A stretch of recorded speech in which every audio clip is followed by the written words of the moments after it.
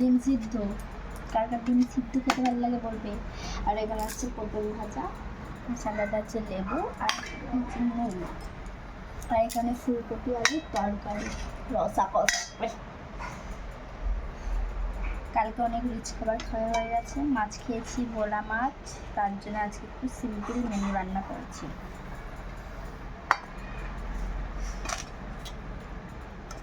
এখানে ঝুরঝুরে ভাত, আমাকে ভাত রান্না করা আমার স্বামী শিখিয়ে দিয়েছে।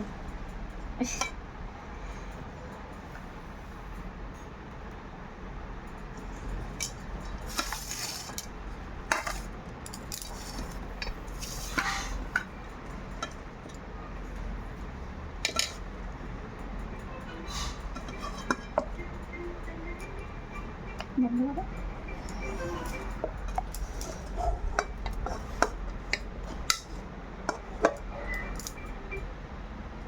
টাটা কত ছাড়াবো এটা, তুমি ছাড়াবে তো